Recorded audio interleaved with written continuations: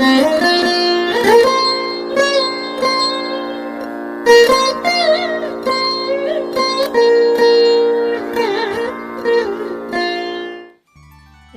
നമസ്കാരം.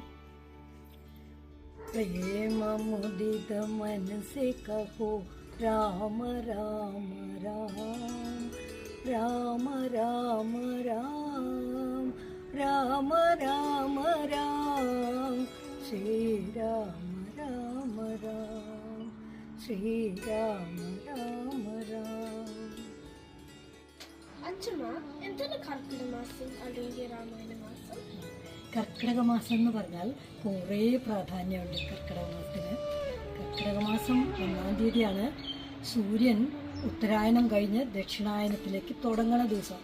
അതാണ് ഒരു പ്രത്യേകത. പിന്നെ ശ്രീരാമൻ സീതയെ നഷ്ടപ്പെട്ട് സങ്കടപ്പെട്ട് വിഷമിച്ചൊരു പർവ്വതത്തിൻ്റെ മുകളിലിരുന്ന് സങ്കടപ്പെടുന്ന സമയത്ത് എല്ലാ പക്ഷികളും മൃഗങ്ങളും മരങ്ങളും എല്ലാം സങ്കടപ്പെട്ട് ഇത് കണ്ട് സഹിക്കാൻ വയ്യാതെ ശ്രീരാമന് സമാധാനം കിട്ടാൻ വേണ്ടി ശ്രീരാമന് വേണ്ടി പ്രാർത്ഥിച്ചുകൊണ്ടിരുന്നു. അതേസമയം സീതയും ശ്രീരാമനെ മാത്രം ജപിച്ചുകൊണ്ട് നാമം ജപിച്ച് പ്രാർത്ഥിച്ചുകൊണ്ടിരിക്കുന്ന സമയമാണ്. അതാണ് കർക്കിടക മാസത്തിൻ്റെ പ്രാധാന്യം. അപ്പം നമ്മളും എന്താണ് ചെയ്യാറെന്നറിയോ? നമ്മളും ശ്രീരാമായണം എല്ലാവരും സൗകര്യം കിട്ടുമ്പോഴൊക്കെ ചൊല്ലിക്കൊണ്ടിരിക്കും. അങ്ങനെ ഈ മാസത്തിനെ നമ്മൾ രാമായണ മാസം എന്നാണ് പറയാറ്. കർക്കിടക മാസത്തിന് നമ്മൾ ഇങ്ങനെ ഉലുവക്കഞ്ഞി അല്ലെങ്കിൽ മരുന്ന് കഞ്ഞി ഒക്കെ ഉണ്ടാക്കും. അത് വളരെ നല്ലതാണ് ആരോഗ്യത്തിന് എന്നൊക്കെ ഇങ്ങനെ കേട്ടിട്ടുണ്ട്. പണ്ടൊക്കെ നമ്മുടെ വീട്ടിലുണ്ടാക്കണതും എനിക്കിങ്ങനെ ചെറിയ ഓർമ്മയുണ്ട്. അമ്മയ്ക്ക് അറിയോ എങ്ങനെയാണ് ഉണ്ടാക്കാനറിയാം. നമ്മുടെ നാട്ടിൽ വീട്ടിലൊക്കെ സാധാരണ എല്ലാ കൊല്ലവും കർക്കിടക മാസത്തിൽ ഉണ്ടാക്കാറുണ്ട്. അതിന് ഉലുവക്കഞ്ഞി എന്നും പറയാറുണ്ട്, ഞങ്ങൾ മരുന്ന് കഞ്ഞി എന്നും പറയാറുണ്ട്. മരുന്ന് നമ്മുടെ പറമ്പിലും മുറ്റത്തൊക്കെ കാണുന്ന സാധാരണ ചില മരുന്ന് ചെടികൾ, പ്രധാനപ്പെട്ടത് മുക്കുറ്റി, കുറുന്തോട്ടി, കറുക, ചെറുള, അങ്ങനെ പലതുമുണ്ട്. ഒരു 22ഓളം മരുന്ന് ചെടികളുണ്ട്. അതിലെല്ലാം ഒന്നും നമ്മൾക്ക് കിട്ടില്ല. കിട്ടിയത് മാത്രം എടുത്തുകൊണ്ടുവന്ന് ചതച്ച് നന്നായി കഴുകി ചതച്ച്